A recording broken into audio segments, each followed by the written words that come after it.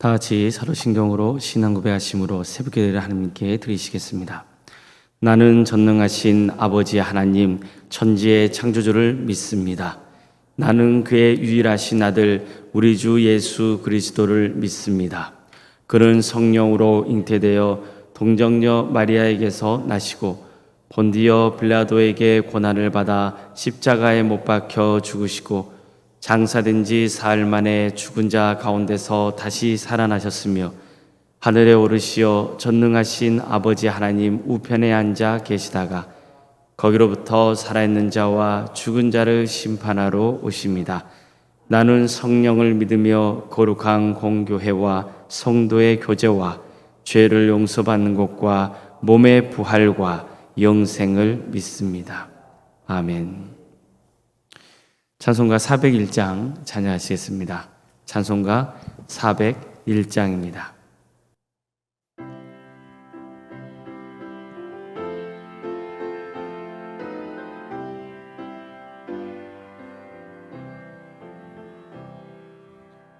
주의 곁에 있을 때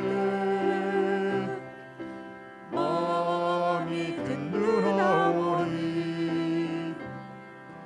주여 내가 살 동안 인도하여 주소서. 주여 주여 나를 인도하소서. 바른 세상 살 동안 주여 인도하소서. 피난처인 예수여 세상 물결험할 때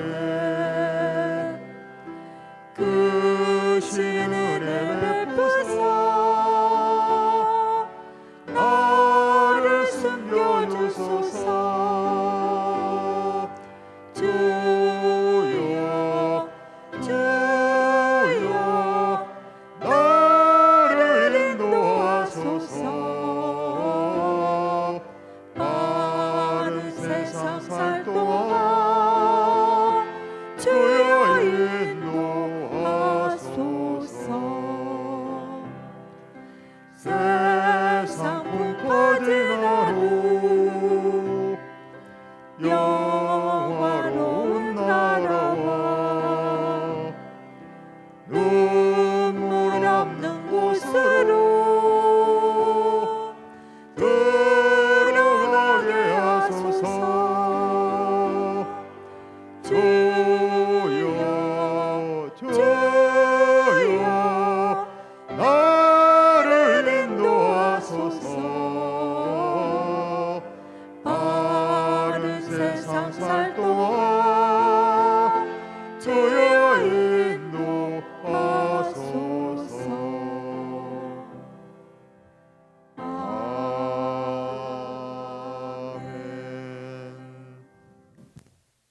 하나님의 말씀 함께 보겠습니다. 구약성경 창세기 29장 31절에서 35절까지 말씀입니다.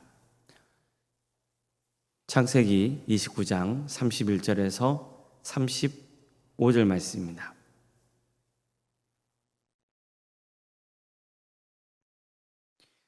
창세기 29장 31절에서 35절까지 말씀을 교독하시겠습니다. 여호와께서 레아가 사랑받지 못함을 보시고 그의 태를 여셨으나 라헬은 자녀가 없었더라. 레아가 임신하여 아들을 낳고 그 이름을 루벤이라 하여 이르되 여호와께서 나의 괴로움을 돌보셨으니 이제는 내 남편 나를 사랑하리라 하였더라. 그가 다시 임신하여 아들을 낳고 이르되 여호와께서 내가 사랑받지 못함을 들으셨으므로 내게 아들을 주셨도다 하고 그의 이름을 시몬이라 하였으며 그가 또 임신하여 아들을 낳고 이르되 내가 그에게 새 아들을 낳았으니 내 남편이 지금부터 나와 연합하리로다 하고 그의 이름을 레이라 하였으며 그가 또 임신하여 아들 낳고 이르되 내가 이제는 여호와를 찬송하리로다 하고 이로 말미암아 그가 그의 이름을 유다라 하였고 그의 출산이 멈추었더라. 아멘. 오늘도 새벽 예배드리며 하나님의 은혜를 간구하는 모든 성도님들의 삶의 자리마다 또 하나님께서 친히 세우시고 다스리시는 동암교회 위에 하나님의 은혜와 평강이 늘 충만하시기를 주의 이름으로 축원합니다. 야곱은 두 가지 이유로 고향을 떠나야 했습니다. 첫 번째 이유는 형과의 갈등 때문이었습니다. 이 갈등의 책임은 야곱에게 있었습니다. 그는 형이 받기로 되어 있는 장자의 축복을 몰래 가로챘습니다. 이 때문에 형의 분노를 사게 됐고 목숨이 위태로울 수도 있었기 때문에 어머니 리브가의 뜻에 따라 외삼촌 라반의 집으로 가게 된 겁니다. 두 번째 이유는 결혼 때문이었습니다. 원래 목적은 그게 아니었지만 야곱은 에서처럼 가나안 출신 여자가 아니라 부모의 뜻대로 외삼촌의 딸들 중에서 신부감을 구해야 했습니다. 그래서 라반의 집으로 향하게 된 겁니다. 자, 무사히 하란 땅에 도착한 그는 라반의 딸인 라헬을 보고 한눈에 반합니다. 그래서 라반에게 라헬을 달라고 요청합니다. 야곱은 고향을 나올 때 거의 빈손으로 나왔습니다. 결혼을 하려면 결혼 지참금이 있어야 되는데 그럴 형편이 전혀 아니었던 겁니다. 그래서 그는 라반에게 내가 7년간 무보수로 일을 해줄 테니 그것으로 결혼을 시켜달라 이렇게 말했던 겁니다. 그러니까 노동력으로 결혼 지참금을 대신하겠다는 뜻이었습니다. 어차피 자기 딸을 다른 사람에게 시집 보내느니 야곱과 짝지어 주는 게 좋겠다. 그러니까 이런 마음을 품고 라반은 흔쾌히 허락을 합니다. 그러니까 그렇게 해서 야곱은 라헬과 결혼할 수 있다는 생각에 7년간 열심히 라반의 가정을 위해서 무보수로 섬깁니다. 그러니까 워낙 라헬을 사랑했기 때문에 야곱은 7년 동안 생활을 기꺼이 감당할 수 있었어요. 그리고 이후 7년이 지나자 야곱은 라반에게 이제 때가 됐으니 약속대로 라헬과 결혼시켜달라고 요구합니다. 그러자 라반은 야곱의 뜻대로 결혼잔치를 열어요. 그런 다음 밤이 되자 새신랑과 신부는 하룻밤을 보냅니다. 근데 다음날 아침에 야곱은 큰 충격을 받습니다. 그 곁에는 라헬이 아니라 라헬의 언니인 레아가 있었던 거죠. 그런 너무 당혹스러운 마음에 라반에게 가서 이거 어찌 된 일이냐 이렇게 따졌습니다. 그자 라반은 관습을 근거로 둘째가 첫째보다 앞서서 시집을 갈 수 없기 때문에 그렇게 됐다고 말합니다. 그리고는 라헬도 아내를 줄 테니 대신 7년을 더 무보수로 일해야 한다고 했습니다. 이처럼 야곱은 라반에게 철저히 속았습니다. 그가 오래전 아버지를 속인 것처럼 그 역시 속고만 거죠. 그는 어쩔 수 없이 라헬을 아내로 맡기 위해서 울며 겨자 먹기로 7년을 더 일해야 했습니다. 자, 이 사건을 계기로 야곱과 라반 사이에 갈등이 생기기 시작합니다. 두 사이의 신뢰관계가 깨졌기 때문입니다. 야곱은 라반이 결혼을 빌미로 자신의 노동력을 착취하려 한다고 생각했어요. 사실 그랬습니다. 라반은 자신의 이익을 위해서 야곱을 이용했던 겁니다. 야곱만 이용한 게 아닙니다. 라반은 그의 두 딸도 이용했습니다. 그가 이렇게 딸들을 시집 보내면서 라헬과 레아도 갈등 구조에 놓이게 되는 거예요. 야곱과 라반은 경제적인 면에 있어서 갈등이 시작되었다면 레아와 라헬은 누가 남편의 사랑을 더 받느냐 이 문제로 갈등이 시작된 겁니다. 근데 가만 보세요. 여기서 가장 안쓰러운 사람이 보이지 않습니까? 누가 안쓰러워 보이신가요? 레아 아닌가요? 레아는 아버지의 강요에 의해서 억지로 야곱과 살게 된 거예요. 레아는 당연히 야곱이 라헬을 너무나 사랑한다는 것을 알았어요. 그런데도 그가 야곱의 아내가 된 것은 아버지 라반의 탐욕 때문이었습니다. 그러니까 이렇게 시작된 결혼 생활은 행복할 리가 없죠. 야곱은 라헬만 사랑했기 때문입니다.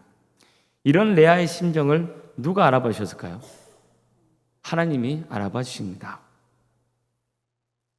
여호와께서 레아가 사랑받지 못함을 보시고 그의 태를 여셨으나 라헬은 자녀가 없었더라. 자, 이처럼 하나님께서는 라헬은 남편의 사랑을 독차지하고 레아는 사랑받지 못하는 모습을 보시고 안쓰러워하셨습니다. 그래서 레아에게 출산을 허락하세요.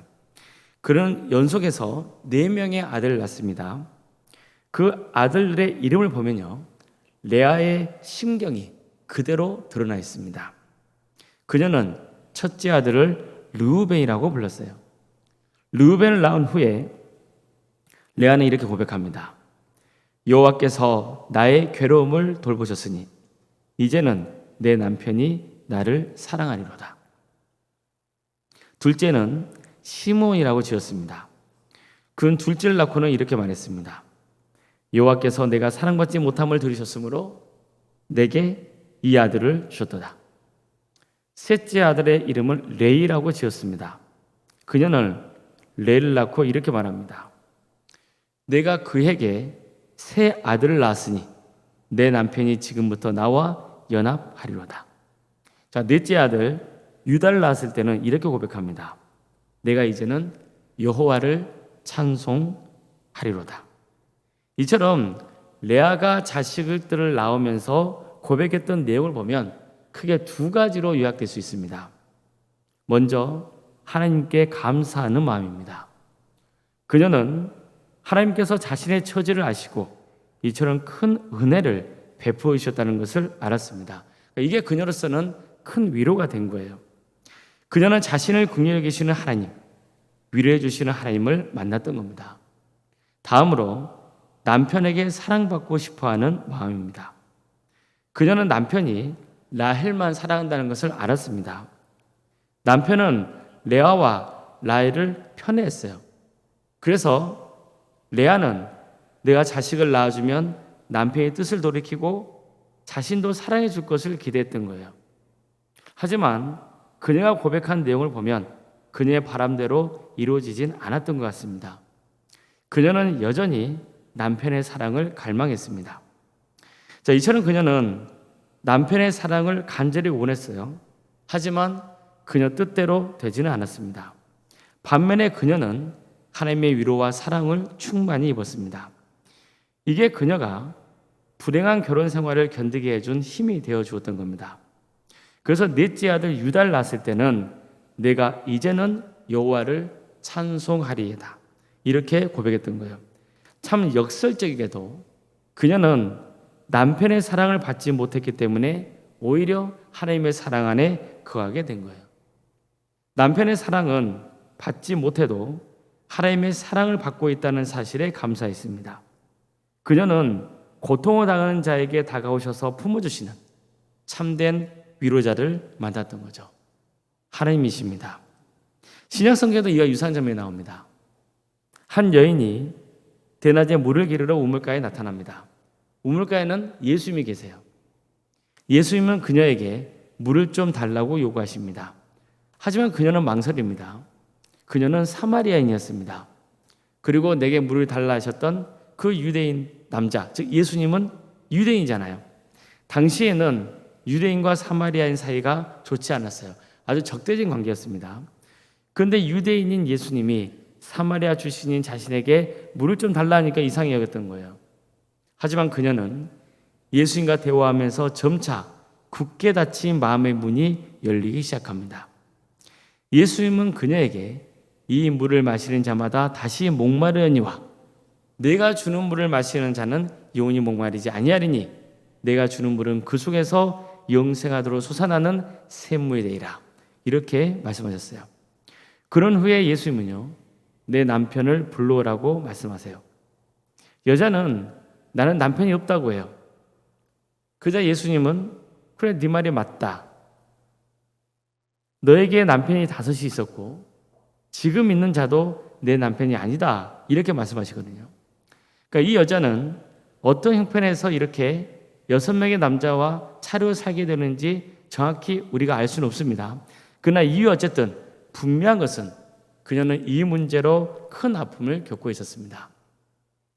이 여자를 예수님이 만나 주셨고 당신이 그리스도시라고 진리를 전하셨어요. 그러자 그녀는 정말 예수님이 그리스도이신 것을 믿고 물동이를 버리고 동네로 달려가서 사람들에게 그리스도가 나타나셨다고 전했던 겁니다. 불행한 결혼 생활로 동네 사람들과도 담을 쌓고 지냈던 그녀가 이제는 기쁜 마음으로 동네에 달려가 사람들에게 복음을 전했던 거예요. 그녀의 결혼 생활은 불행했습니다. 그러나 예수를 만나서 인생이 변화됩니다. 주님의 은혜를 입은 거예요. 우리 모든 성도님들의 가정에도 주님의 은혜가 함께 하시기를 바랍니다. 어떤 때는 내 잘못으로, 또 어떤 경우는 나와 무관하게 고통에 처하게 되는 경우가 생기곤 합니다. 특히 가정생활에서 겪는 아픔이 어떻게 세상의 말로 위로가 되겠습니까? 하나님의 은혜가 함께 하시길 바랄 뿐입니다. 한 가지는 분명합니다. 내가 어떤 식으로든 힘들고 고통스러울 때 하나님의 은혜가 임합니다. 성도의 삶이 그렇습니다. 사실 하나님의 은혜와 위로 없이 우리가 어떻게 성도로서의 삶을 살아갈 수 있겠습니까? 저는 수많은 성도님들의 간증을 들었습니다. 그 간증의 내용은 이겁니다. 그래도 하나님의 은혜로 살 수 있었다는 겁니다. 하나님이 나를 도와주시지 않았다면 나는 도저히 견딜 수 없었을 것이라고 고백했습니다. 이런 고백의 내용들이 얼마나 많았는지 모릅니다. 우리의 단순한 생각으로는 하나님께서 내게 일어난 어려움을 일시에 해결해 주시면 얼마나 좋습니까? 하지만 그렇지 않을 때가 또 얼마나 많은지 모릅니다. 그런데도 가만히 돌아보면 그 삶 속에서 내가 하나님의 은혜를 얼마나 크게 입었는지를 깨닫게 되고 감사하는 마음이 생기게 되는 겁니다. 그냥 아무 일 없었으면 결코 깨닫지 못했을 풍성한 주님의 은혜를 경험하게 되는 겁니다. 이게 성도의 행복입니다. 아무쪼록 내 퍽퍽한 현실 때문에 무너지지 마시길 바랍니다. 그래도 우리에게 하나님이 계시지 않습니까? 하나님의 사랑, 위로, 긍휼, 은혜가 함께합니다. 비록 힘든 삶 속에서 살아가지만 하나님이 우리와 함께 하시며 우리를 위로해 주시고 살 길을 열어주신다는 것을 믿고 더욱 주님을 사랑하며 주님을 찬양하는 복된 삶을 살아가시길 바랍니다. 그래서 나중에 인생을 돌아볼 때 모든 게 다 하나님의 은혜였음을 고백하는 귀한 역사가 있기를 주님의 이름으로 축원합니다. 기도하시겠습니다. 사랑의 하나님, 오늘도 우리에게 소중한 하루를 허락해 주시고 하나님의 은혜 속에 살아갈 수 있도록 인도해 주시니 감사드립니다. 주님, 어렵고 고통스럽고 힘들고 지치고 여러 형편 가운데 놓여있는 성도들의 삶을 주께서 긍휼해 주시고 하나님의 위로, 하나님의 사랑, 하나님의 긍휼, 하나님의 용서, 세상에 알 수 없는 하나님의 평강이 그릇 가운데 충만히 임할 수 있도록 인도하여 주시옵소서.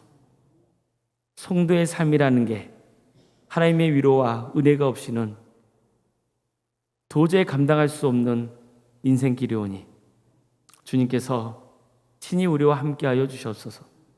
필요한 부분들을 채워주시되 그 무엇보다도 하나님의 은혜가 하나님의 긍휼하심으로 차고 넘치는 복된 인생이 되게 하여 주시옵소서. 상처받은 영혼이 있습니까? 주님께서 그 상처를 위로하여 주시고 품어주시옵소서. 위로하여 주시옵소서. 육체적인 질병 가운데 고통당하고 있는 우리 성도들도 있사오니 주님께서 그들을 긍휼해 주시고 그들의 삶을 치유하여 주시옵소서. 백혈병으로, 위암과 유방암으로, 폐렴과 당뇨로, 신부전증과 갑상선으로, 소화장애로, 허리골절로, 소아마비 장애로, 뇌질환으로, 공황장애와 신경쇠약으로, 난청으로, 중독으로, 불면증으로, 만성간염과 또 포도막염으로, 허리협착증으로, 방광염과 신장 이상으로, 또 콩팥과 시위장 등 여러 장기 이상으로 치유받고 있는 성도들이 있사오니 그를 긍휼히 여겨 주시옵소서. 그들의 삶을 치유하여 주시고 회복시켜 주시옵소서. 수술 이후에 회복을 바라고 있는 성도도 있사오니 주님께서 함께하여 주셔서 온전히 치유될 수 있도록 주님께서 친히 역사하여 주시옵소서. 주님, 우리 도함교회를 세워주시고 지금까지 함께해 주신 크신 은혜에 감사를 드립니다. 우리 도함교회가 하나님의 말씀을 잘 먹고 새 먹는 복된 공동체가 될 수 있도록 인도하여 주시옵소서. 하나님의 위로와 평강이, 하나님의 기적의 역사가 차고 넘치는 복된 교회가 될 수 있도록 도와주시옵소서. 생육하고 번성하는 축복을 누리는 거룩한 교회가 될 수 있도록 주여 함께하여 주시옵소서. 병과 집에서 양중에 있는 성도들이 있사오니 주님께서 그들 가운데 함께하여 주셔서 그들의 머무는 그 자리가 하나님의 교회가 될 수 있도록 도와주시고, 그래서 그곳에서 충만한 주님의 은혜를 누리는 복된 성도가 될 수 있도록 도와주시옵소서. 우리 객지에 나가 있는 성도들 주님께서 함께하여 주시옵소서. 학업으로 또 직장으로 사업으로 군복무로 여러 이웃 가운데 객지에 나가 있는 성도들의 삶을 주께서 항상 지켜주시고 선하게 인도하여 주시옵소서. 어느 자리에 머물든지 예비자의 삶을 살아갈 수 있도록 주님께서 친히 역사하여 주시옵소서. 자녀 잉태를 바라는 가정이 있습니다. 주님께서 그 가정을 복되게 하여 주셔서 하나님의 자녀를 출산케 되는 역사가 있도록 인도하여 주시옵소서. 주님, 자녀의 출산을 기다리고 있는 가정도 있사오니 그 가정을 복되게 하여 주셔서 은혜 중에 출산을 잘 마칠 수 있도록 인도하여 주시옵소서. 우리에게 주어지는 자녀들 주님께서 지켜주시고 함께하여 주시옵소서. 그들의 삶의 자리마다 늘 주님께서 동행하여 주시옵소서. 그들에게 주어진 은사와 달란트로 하나님께 영광 돌리는 길을 갈 수 있도록 도와주시옵소서. 사랑의 주님, 도와주십시오. 함께하여 주셔서 그들의 신앙이 잘 자라서 30배, 60배, 100배의 결실을 걸 수 있도록 도와주시고, 혹시 그들 가운데 믿음의 자리에서 멀어져 있는 자녀들이 있다면, 믿지 않는 자녀들이 있다면 주님 긍휼히 주셔서 믿음을 회복시켜 주시고 또 믿음을 허락하여 주시고, 그래서 예수 믿고 구원받아 믿음의 가문을 세워가 하나님의 풍성하신 은혜와 사랑을 누릴 수 있도록 주여 함께하여 주시옵소서. 우리 청년들의 취업과 결혼을 위해서 기도합니다. 주님 도와주십시오. 우리 청년들에게 길을 열어주시옵소서. 결혼시켜 주셔서 하나님 믿음의 가정을 세워갈 수 있도록 인도하여 주시옵소서. 우리 성도의 사업장을 지켜주십시오. 우리 성도의 직장을 지켜주십시오. 하나님께서 친히 주관하시고 다스려 주시옵소서. 우리 교회학교를 위해서 기도합니다. 우리 교회학교 학생들 주님께서 친히 역사해 주셔서 그들 마음 가운데 믿음의 씨앗이 잘 부러질 수 있도록 도와주시고, 그래서 믿음의 열매가 맺어지는 거룩한 역사가 있도록 도와주시옵소서. 교회학교 여름 사역을 위해서 기도합니다. 교육자, 교사 모두 성령 충만해서 주어진 사역을 능력 있게 잘 감당할 수 있도록 인도하여 주시옵소서. 여름 사역을 통해서 전도하는 동암교회가 될 수 있도록 도와주시옵소서. 학생들의 신앙이 잘 자라서 하나님의 영광을 위해서 살아갈 수 있도록 친히 인도하여 주시옵소서. 구역과 자치기관 또 여러 부서조직이 있습니다. 다사랑 지하센터와 또 사랑식당, 전도특공대, 기도특공대 주님께서 함께하여 주셔서 모든 사역 가운데 친히 역사해 주시고, 이런 사역을 통하여서 하나님 나라가 확장되는 역사가 있도록 친히 함께하여 주시옵소서. 올롬생과 사모님 성령 충만케 하여 주시고 평안의 축복을 부어 주시옵소서. 믿음의 명가를 세워가는 거룩한 가문 될 수 있도록 도와주시옵소서. 주님, 직분자를 하신 것 감사드립니다. 장로인과 안수 집사님과 또 권사님과 집사님과 교육자 모두에게 성령 충만케 하여 주셔서 주어진 직분을 능력 있게 잘 감당할 수 있도록 도와주시고, 항상 낮고 겸손한 마음으로 섬길 수 있도록 도와주시옵소서. 우리 교회 드리는 모든 예배가 성령 충만한 예배가 될 수 있도록 도와주시고, 많은 성도들이 모여서 하나님을 찬양케 하는 역사가 있도록 인도하여 주시옵소서. 우리 광주 지역 영적 대각소운동이 일어날 수 있도록 도와주시고, 많은 영혼이 회개하고 주님께로 돌아오는 역사가 있게 하여 주시옵소서. 이 나라의 하나님의 공의와 정의가 바로 세워지게 하여 주시옵소서. 북한 동포들 주께서 궁예해 주십시오. 하나님의 때에 우리 민족이 하나가 될 수 있도록 도와주시고, 북한 땅에도 많은 성도들이 하나님의 은혜 속에 살아갈 수 있도록 도와주시며, 땅가에 이르러서 복음을 증가한 그 주님의 지상 명령에 순종하여 선교의 사명으로 살아가고 있는 우리 선교사들 주님께 지켜주시고 함께하여 주셔서 그들의 살게 자리를 지켜주시옵소서. 모든 것을 주님께 의지합니다. 도와주시고 함께하여 주시옵소서. 모든 것을 하나님의 은혜 속에 맡겨드리며 예수 그리스도 이름으로 기도드리옵나이다. 아멘. 하늘에 계신 우리 아버지, 아버지의 이름을 거룩하게 하시며 아버지의 나라가 오게 하시며 아버지의 뜻이 하늘에서와 같이 땅에서도 이루어지게 하소서. 오늘 우리에게 일용할 양식을 주시고 우리가 우리에게 잘못한 사람을 용서하여 준 것 같이 우리 죄를 용서하여 주시고 우리를 시험에 빠지지 않게 하시고 악에서 구하소서. 나라와 권능과 영광이 영원히 아버지의 것입니다. 아멘. 각자 기도하시겠습니다.